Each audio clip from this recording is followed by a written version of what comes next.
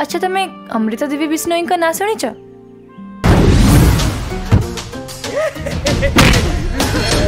विष्णु पुराण रे कहा जाइछि जे कलिजुग शेष आड़क गला बेले ब्रह्मांड विनाश आड़क गति करिबो। बन्या पूर्वरु उत्ताप सृष्टि को विनाश आड़क नहीं जिवो। भगवान विष्णु सूर्य कमल किरण रे अवशोषित हेबे, जेउथिपाई उत्ताप एते गरम हेबो जे भयंकर दुर्भिक्ष घटिबो। लोक माने आकाशरु वर्षा बुंदा पाई इच्छा करिवे, किंतु आकाशरे वर्षा हेबो नाही एवं वर्षा अभावरु कृषि नष्ट होई जिवो। मानव शरीर सठिक भावरे कार्य करिबा पाई अम्लजान अत्यंत गुरुत्वपूर्ण।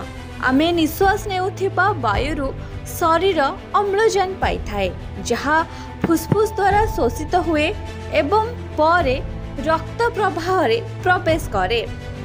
एही परी एक धारणा को नहीं तैयारी होईछि ओडिया फिल्म ऑक्सीजन। कहानी अनुजाई जने फॉरेस्ट ऑफिसर बहुत कष्टरे जंगलर रक्षणाबेक्षण करती। तांको झियो जने आईटी इंजीनियर, जिए कि जने परिवेशित मध्य। किछि खळ लोकंक कुचक्रांत जोगु फॉरेस्ट ऑफिसर हठात मृत्यु हुए। समय क्रमे तांको उच्च शिक्षित झियो निज बापार कथा रखिबा पाई निजको एवं तार फार्मासिस्ट प्रेमी को किपरि प्रकृति को सजाड़िबा को चेष्टा करे, एहा हेउची कहानीर मूल वस्तु।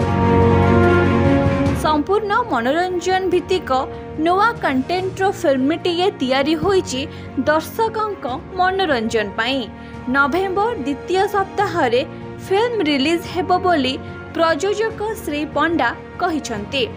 मुख्य भूमिका रे अभिनय करिसंती संबित, तमन्ना एवं बॉबी मिश्र। कहानीर प्रतिटी चरित्र जीवंत होईची। आर्टिस्ट मानकर दमदार अभिनय सांगको फिल्मर गीत सबु बहुत मधुर एवं उच्चकोटीर होईची। गीत सबु प्रति ओडिया लोकंक घरे बाजिबो बोली प्रयोजक श्री शिव प्रसाद पंडा आशा रखिछंती। कहानी एवं संलाप श्री रश्मि रंजन पंडा लिखिथिबा बेले संगीत निर्देशना देइछंती श्री अभिजित मजुमदार। फिल्मर निर्देशना देइछंती Pinnu Nayak. Bureau report Sunstar TV.